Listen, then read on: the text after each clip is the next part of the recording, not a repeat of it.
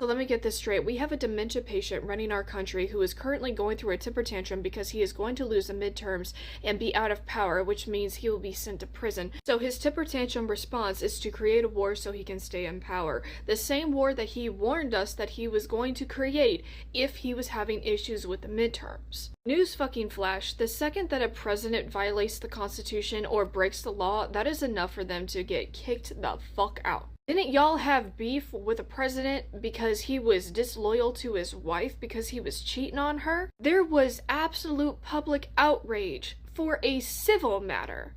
But now we're having federal. The two big T's. And nothing. Silence. Congress and the House of Representatives, anybody who has a standing to help in this situation has a stick up their ass and they can't move.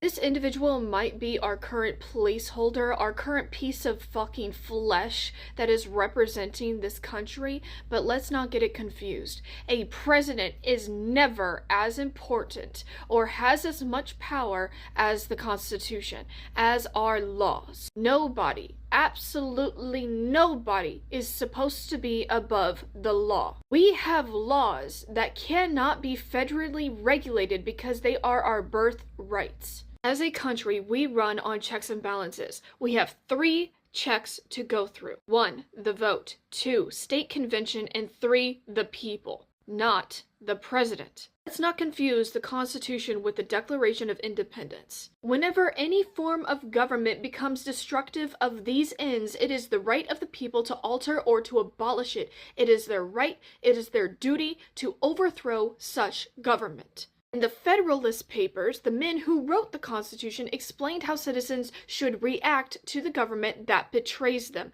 and I'll explain that to you. Let's talk about Article 5.